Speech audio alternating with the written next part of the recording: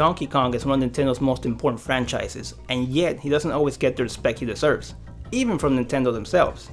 Why is that? And is the situation finally changing? Let's get into it. Before we get into the current state of DK and his future prospects, we need to quickly go back all the way to 1981. This is the year that Donkey Kong burst into the scene, and so did Mario, but in the form of Jumpman. The DK arcade game was developed by Shigeru Miyamoto, who would go on to be like the Walt Disney of the gaming world, right? But at the time he was just another Nintendo employee. The game took America by storm, and just like Pac-Man, he was one of the biggest arcade icons at the time. But when Mario officially came into the scene with Super Mario Bros., DK was mostly forgotten. And there you have one of the answers to the question, why is DK so often ignored and not often respected? It's because he was usurped by Mario, and now lives under the shadow of the Italian plumber. In the 90s, he got reinvented as an action platformer by Rareware for the Super Nintendo, and this trilogy was amazing.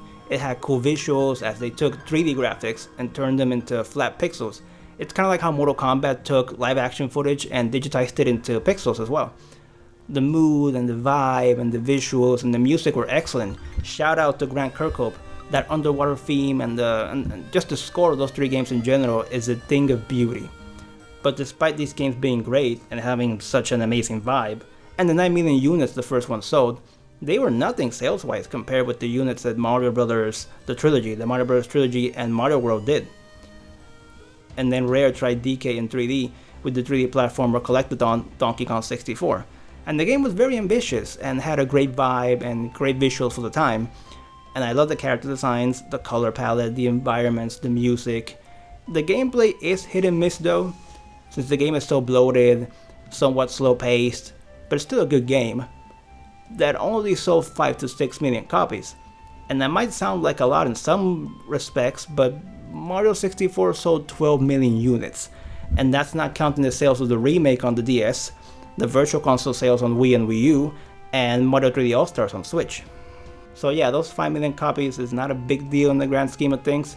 And I know this next comparison is a little unfair, because Mario Kart is not a platformer, so, not the same thing as Donkey Kong. But still, Mario Kart 8 has sold 75 million units across Wii U and Switch. So yeah, 5 million, 75 million, 5 million, 75 million. After Donkey Kong 64, the famous ape was relegated to experimental games and spin-offs, like Diddy Kong Racing, which is a really cool game, but not a regular Donkey Kong game. But also he got some spin-offs that were less successful in that one, like Donkey Konga with its drum peripherals, Donkey Kong Jungle Beat, which also used the drum peripherals in an optional way, but still.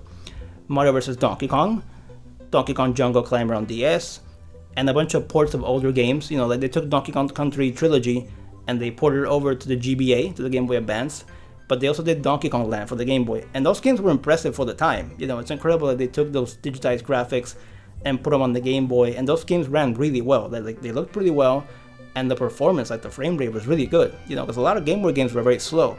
These weren't, but still, Donkey Kong Land was obviously not as popular as Donkey Kong Country. Donkey Konga did not take the world by storm, and people were hungry for a new, traditional Donkey Kong, be it 2D or 3D. For a long time, Donkey Kong was being treated like a C-tier series, instead of the king he once was. He was getting little merchandise compared with Mario, his show didn't last long compared with Mario, who got 3 shows, and now a movie too.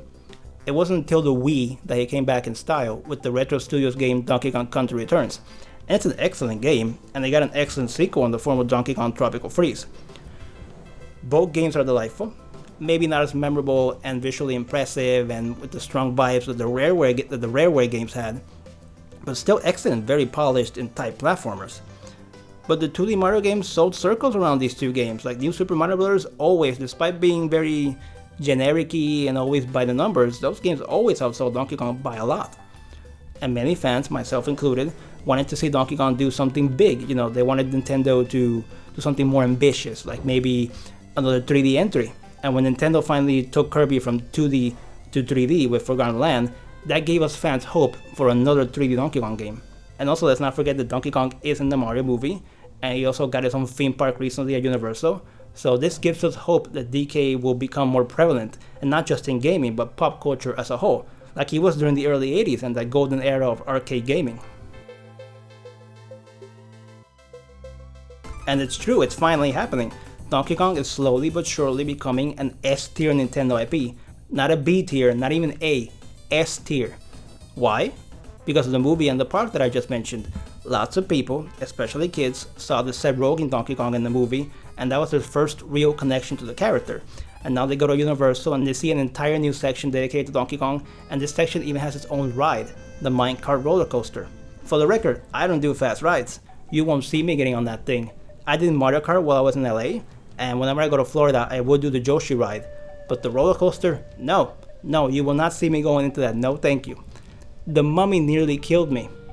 And to hell with Carlos, by the way. He tricked me into going into that ride. I didn't know it was a fast ride. He lied to me. He even got an employee there to lie to me. They both tricked me, and therefore they would burn in hell. Anyway, back to DK.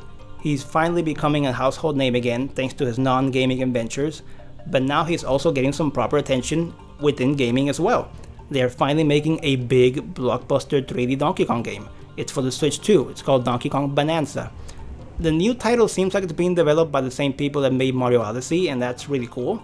And it's a big, ambitious game with big levels, with a lot of areas to explore, and lots to destroy. They say almost everything, minus the metal walls, are pretty much destructible, and that sounds impressive, it sounds like it's going to be a cool game.